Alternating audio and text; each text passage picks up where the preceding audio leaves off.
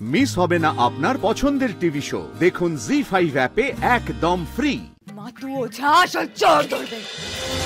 আচ্ছা, এটা আবার রুদ্রদার কোনো কনস্পিরেসি নয় তো? না না, সেটা কি করে হবে? এখানে তো আমাদের কেউ চেনে না। আচ্ছা স্যার, যদি পুলিশ আসে? পুলিশ তো আসবেই। আসলে তো নবাবগঞ্জে পুলিশে আসবে, আর তারা তো দেখলেই চিনতে পারবে। হ্যাঁ পারবে তো। না না, পুলিশের সামনে একদম যাওয়া যাবে না, একদম যাওয়া যাবে না। এই ভয়টাই আমি পাচ্ছিলাম, বুঝতে পেরেছো এবার? হ্যাঁ, তোমাদের না বুদ্ধি সব পরে খোলে, বুঝতে পারছিস এবার কেন বারণ করছিলাম সবাইকে এক্সট্রা ব্রেন খাটাতে?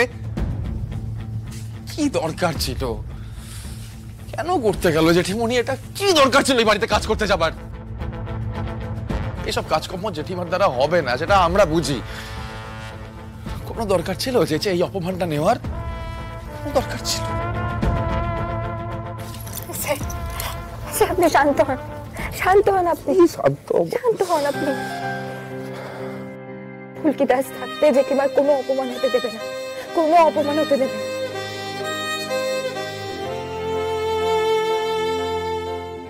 আগে গিয়ে দেখতে হবে ঘটনাটা কি ঘটেছে। আমি কি করব ফুলকি? মানে আমাকে তো এক্ষুনি আবার কাজে বেরোতে হবে। তুমি একদম চিন্তা করো না ধানুদিদি, ফুলকি দাস যে করে হোক ওখান থেকে জেঠিমাকে ফিরিয়ে নিয়ে আসবে, আর কোনো অপমানও হতে দেবে না। জামাই বাবু আমাদেরকে কোণঠাসা করে ভেবেছে যে আমরা দমে গিয়েছি, কিন্তু এত কিছুর পরেও এই পরিবার একে অপরের হাত ছাড়তে শেখেনি। আমরা জামাই বাবুর মতো নই গো, আমরা সব সময় একে অপরের পাশে থাকতে জানি, আর সেটাই আমাদের জিত। জয় মা কালী। স্যার চলুন, আমরা জেঠিমাকে নির্দোষ প্রমাণ করে জেঠিমাকে ফিরিয়ে নিয়ে আসবো, কিন্তু বুদ্ধি করে, কোনো ঝামেলা বা মাথা গরম করে নয়। আমার মাথায় একটা বুদ্ধি এসেছে। কি বুদ্ধি?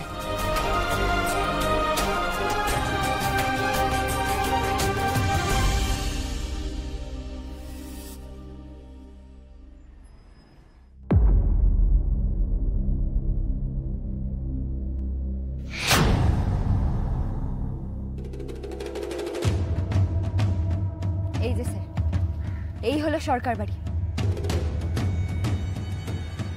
এইখানেই জেঠিমা কাজ নিয়েছে। প্রথম দিন এসেই হাড় চড়ে গিয়েছে, তাই জন্য এত হয়েছে।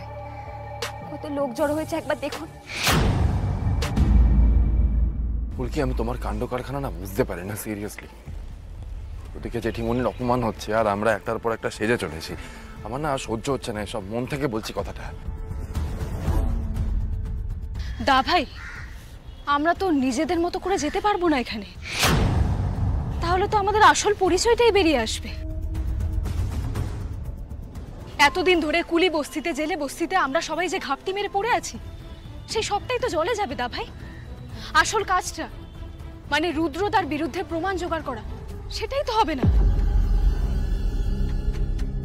আমাদের তো নবাবগঞ্জ থেকে বেরোতে হবে দা ভাই। মাথা ঠান্ডা রাখ, ফুলকি যে বুদ্ধিটা বের করেছে এতে সাপও মরবে,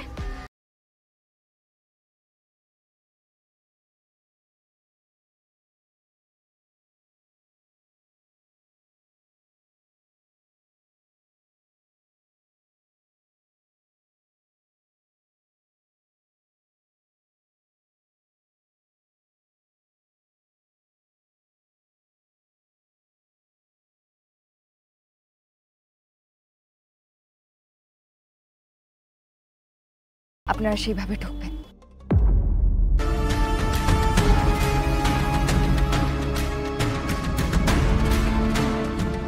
হ্যাঁ গো ময়না, তোমার কথায় নতুন লোক রাখলাম, আর সে এসে হাড় চুরি করে বসলো।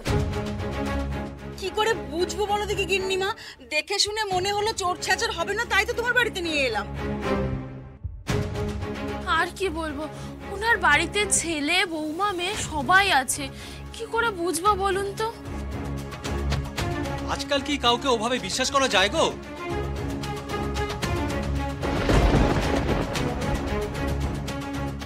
মা, আপনি শুধু শুধু সময় নষ্ট করছেন কেন বলুন দেখি? এই লাজমি ছাড়া কেউ চুরি করতে পারে না। বৌরানী, ভগবানজির নামে বলছি, আমি চুরি করিনি গো, কসম সে।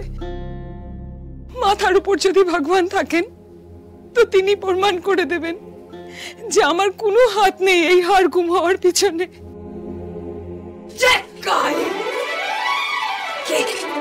কে এমন অকুল ভাবে মাকে ডাকছে? মাতু ওঝা মায়ের ডাক শুনে এখানে এসেছে। কোথায় কোথায় অবিচার হচ্ছে? কে কাঁদছে এখানে?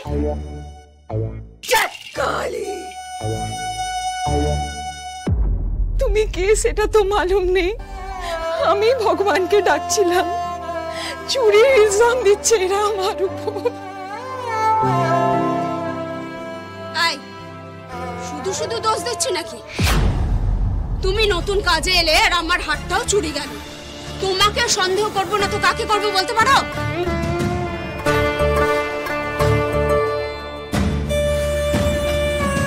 মা, আমি সেই তখন থেকে বলছি পুলিশে খবর দাও, পুলিশে খবর দাও। তোমরা এত সময় নষ্ট করছো কেন বলো তো? আরে হাতটা তো পেতে হবে নাকি?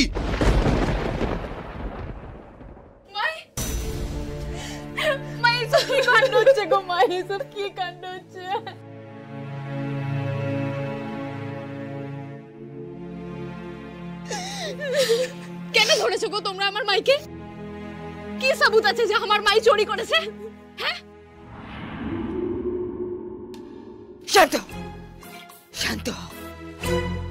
আমি মাতু ওঝা, মায়ের ইশারায় আজকে আমি এখানে এসে পৌঁছেছি। কেউ জানিস না আমার ক্ষমতা, কেউ জানিস না।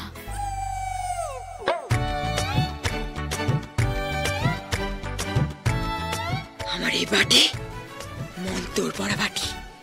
জয় কালী। না হবে মার, না পাবে বার, সব সত্যি বলে দেবে 1 মিনিটের ছাড়। জয় কালী।